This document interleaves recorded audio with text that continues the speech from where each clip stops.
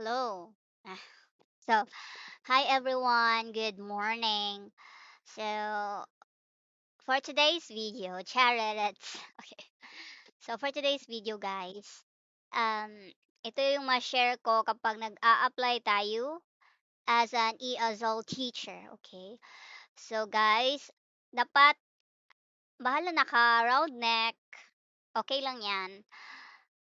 Pero kung gusto niyo naman yung formalan ang atake, so far hindi naman ako naggaganito kapag interview. Kasi gusto ko naman talaga na presentable ako sa aking ina-applyan. So, mas maganda talaga na yung may mga collar, ganito, ate ko. Um, meron ba tayong ano dito? Share screen? Parang wala share screen dito. Wala siyang share screen. So,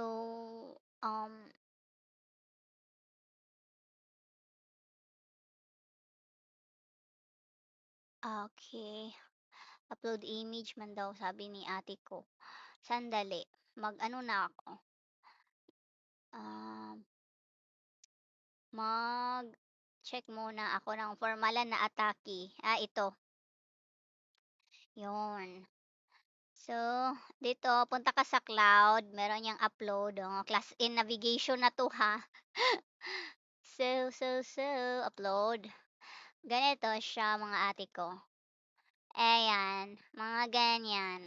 Ito, kaganda-ganda ng mukha ko. Charis. O, diba? Saan na ba yung isa na medj o yarn?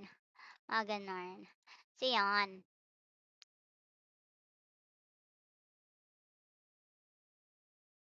Nag-upload na ba siya? Saan na ba siya? Saan na ba yun?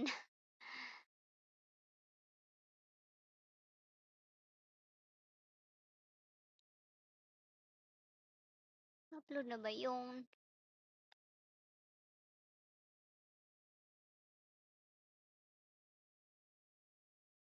Huy, hindi daw siya supported. So, isa-isa lang siguro.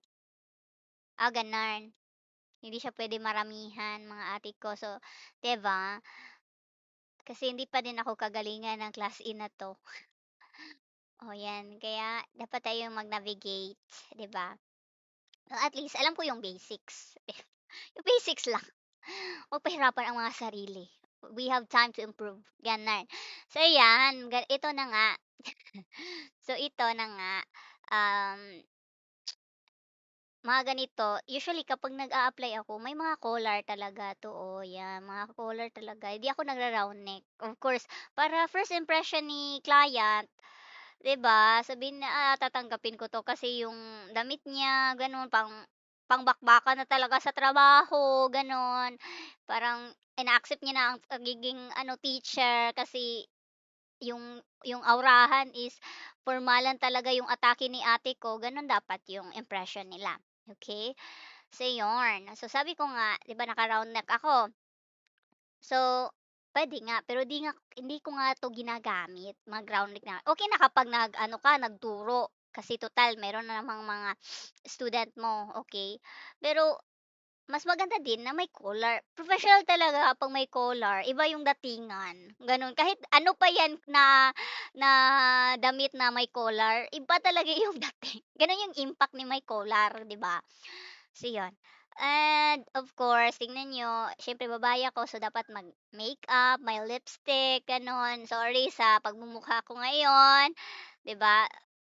So, hindi nakapag-aura yung ate niyo. So, pero okay lang 'yan. Let's go. Charis lang. And also, 'di ba, kung makikita niyo yung yung ano ko, yung lights ko sa likod, para siyang may shadow kung dito, parang hindi siya may light talaga gano'n or yung enough yung light niya. Dapat i-check niyo 'yan sa camera. Ito, okay naman 'to sa camera kasi ano naman, maaga pa naman. Pero kapag gabi na, may shadow na dito banda. So, nag-aano ako ng ring light. So, aside sa isa kong light, nagre-ring light ako kapag gabi na kasi nagsha-shadow na talaga siya. Tapos yung mga kids natatakot niyan.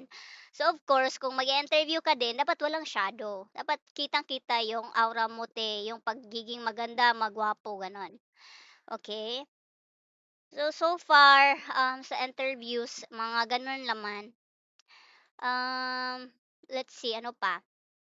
So, um, we need to adjust kung ano ang time ni client, kung anong peak hours nila. Actually, sometimes, 'di ba, ako, ang dami kong ina-applyan, hindi ako nag-a-apply ng isa lang. Kapag ako naka-ano sa computer ko, dadamihan ko na talaga, para isang upuan. Kaya nga nagsasabay-sabay, 'di ba? Pero ito, um, 'pag 'di ka sure kung sino kaya yung in-applyan ko, ano kaya 'to, gano'n. During interview, 'wag matakot magtanong. Sabihin nila na, "Are you sabihin kung ano nila, "What time are you available?" Gano'n, 'di ba?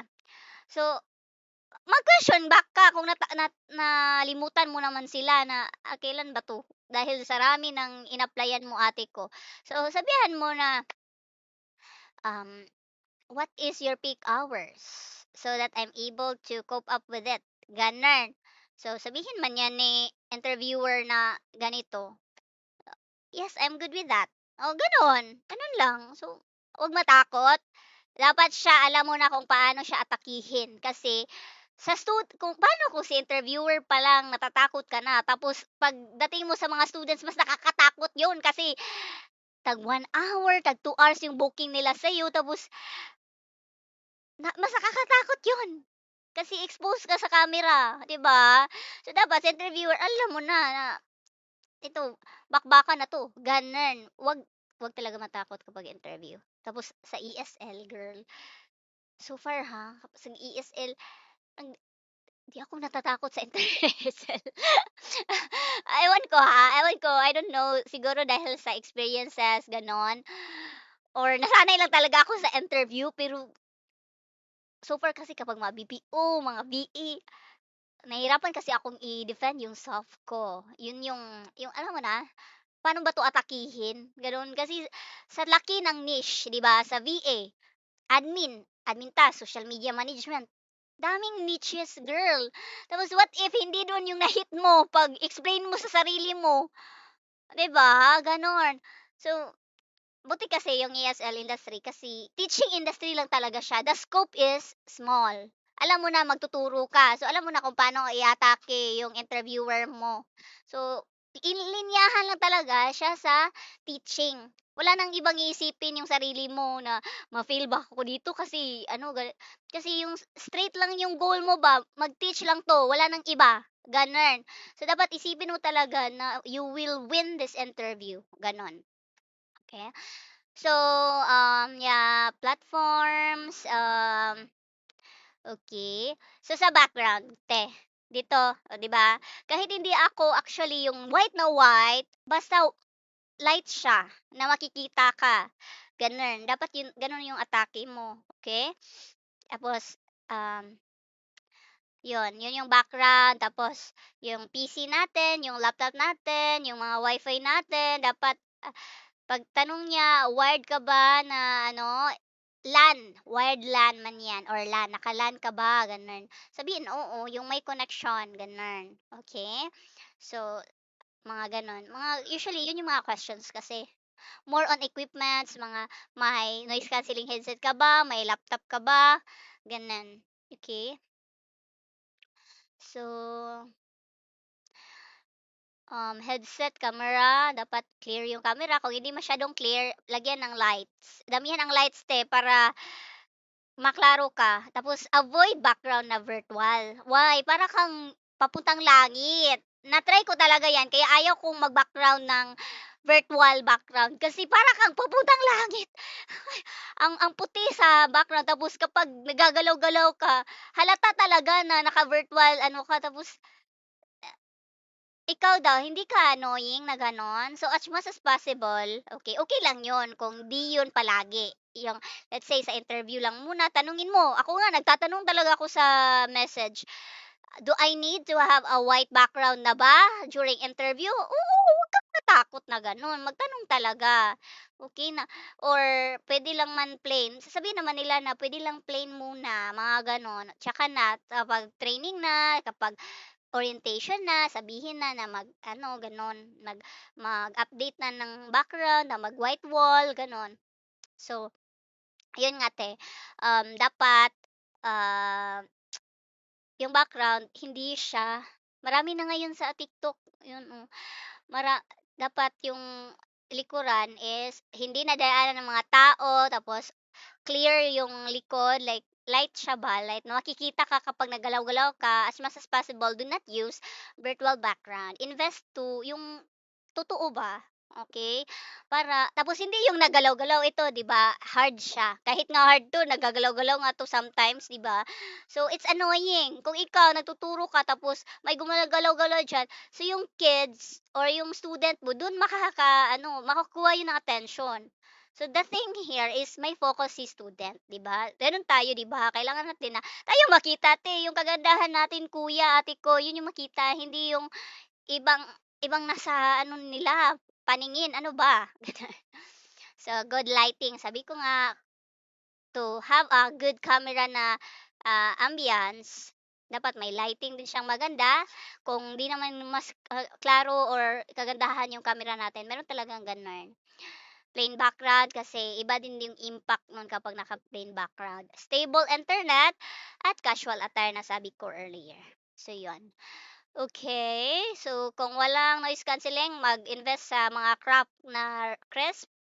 However, kung wala naman, mag-invest ng mga yung mga hacks like mga foams, maglagay-lagay dito para hindi masyadong maingay kung nandun kayo sa mga maingay na lugar. Yeah, yun lang. Like, girl, alam ko naman talaga na mahirap mag-interview. Parang kumapal na talaga 'tong pagmumukha ko dahil of course, naging ESL na, BPO na, VA na, tapos applyan ko pa 'yan. Ganyan pa ako day sa pag-apply. So, siyempre parang nakapalan na tayo ng mukha 'no, ah, parang kinain na natin ang mga interviews ba, 'no? Pero 'yan yung isipin mo na sa teaching industry, isa lang yung niche ang magturo. So, isa lang yung goal. So, hindi ka maraming iniisip. So, dapat lang may computer ka, may laptop ka, may wifi ka, may noise cancelling headset ka or may headset ka naman, may camera ka, ganun siya. Tapos yung background mo, okay. Basta yun, bida ka na sa student mo, pati sa interviewer.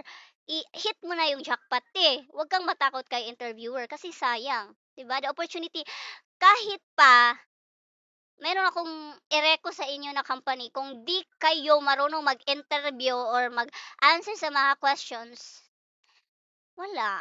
Kahit saan ka magpunta, wala kang patutunguhan 'pag ganyan. Kainin mo yung hiya mo. Pakapalan ng mukha kapag nag-i-interview, totoo 'yan. Kahit saan na trabaho ha, hindi lang sa ESL, kahit saan.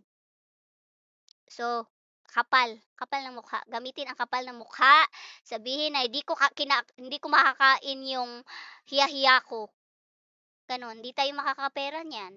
'Yun yung nasa isip natin, I want to help my family, hindi ako makakain ng hiya ko. So, I need to, boost my confidence, kailangan kong makapal ang mukha, gano'n talaga. So, 'yun lang. I hope you have learned something today. So, happy teaching, teachers.